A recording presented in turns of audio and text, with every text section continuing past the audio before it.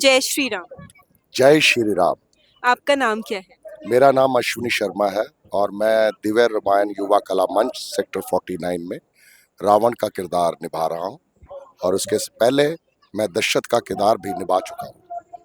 आप कब से रामलीला के साथ जुड़े हैं और आपका एक्सपीरियंस कैसा रहा है?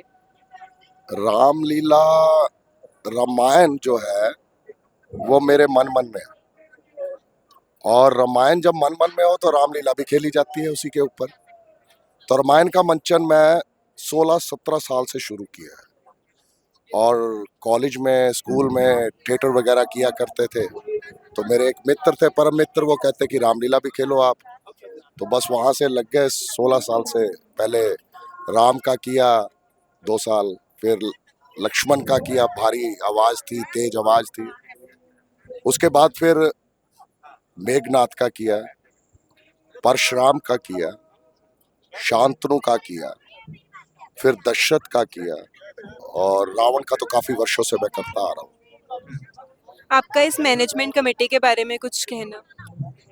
दिव्य रामायण युवा कला मंच की जो मैनेजमेंट कमेटी है, आप समझ लो कि वो समाज के लिए एक शिक्षा देने का कार्य कर रही है और उनकी आस्था जो धर्म के लिए है ना, समाज के लिए बहुत साफ सुथरी है।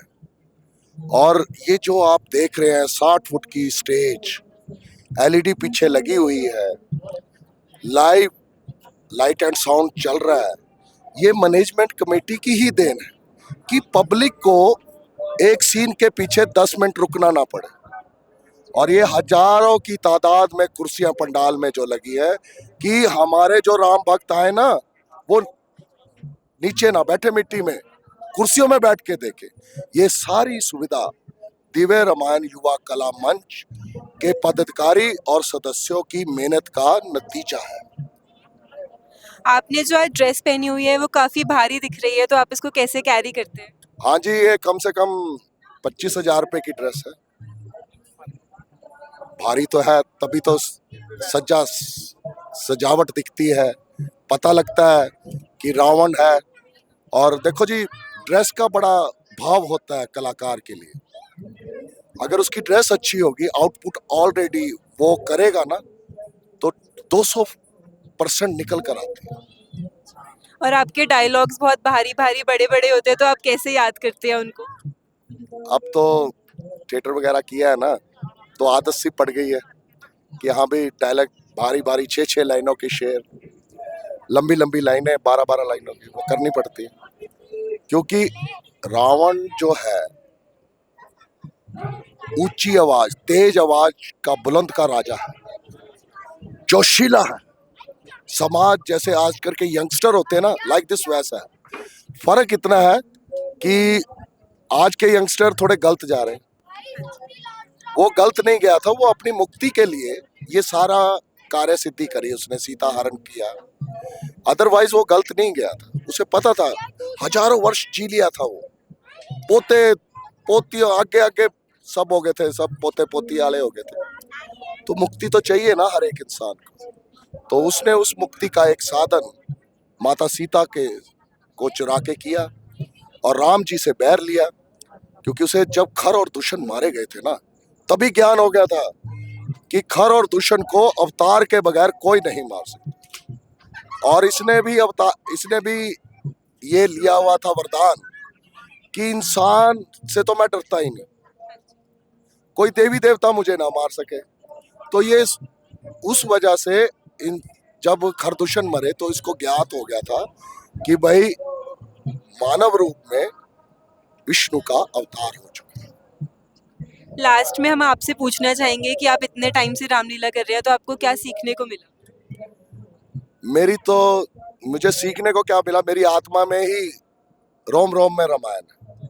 उसका कारण है क्योंकि मैं देखता हूँ प्रभु श्री राम एक आम आदमी की तरह होकर माता सीता को ढूंढा। चाहते तो भरत को कहते, भैया आना जरा, मेरी भ्राता वाइफ जो है, पत्नी जो है, वो गुम हो गई है, ढूंढो। लेकिन उन्होंने किसी को नहीं बुलाया। उन्होंने दोस्ती के मायने बताए।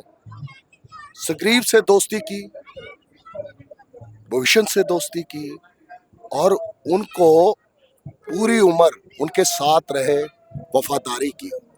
उन्होंने पिता और पुत्र का संबंध बताया कि अगर पिता की इच्छा होगी तो पुत्र को उसके ऊपर निछावर हो जाना चाहिए। और उन्होंने बताया कि हाँ भी भाई, छोटे और बड़े भाई का प्यार क्या होता है।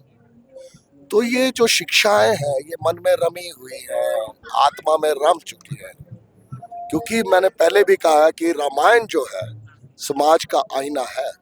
आप देखते हैं पति पत्नी की कैसे लड़ाई होती है, आप देखते हैं पुत्र अपने पिता के साथ कैसा व्यवहार कर रहा है। तो ये एक आईना है समाज का, और हमें रामायण के आध्यात्मिक तौर पर उनसे शिक्षा लेनी चाहिए, ताकि हम अपने आप को श्री राम नहीं बना सकते तो कम से कम उनके कुछ जो पद हैं या शिक्षाएं हैं वो तो ग्रहण करें। क्योंकि हर एक को होता है कि मेरा बच्चा बड़ा होगा और मेरा बेटा मेरी सेवा करेगा।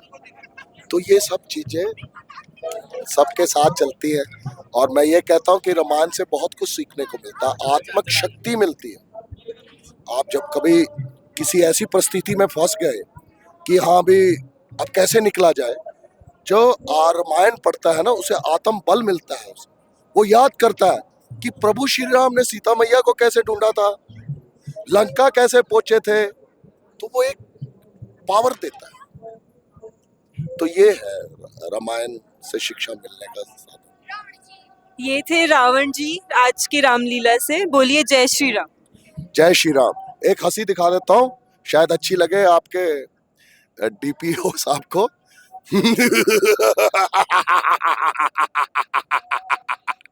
जय शंकर, जय शंकर, जय शंकर।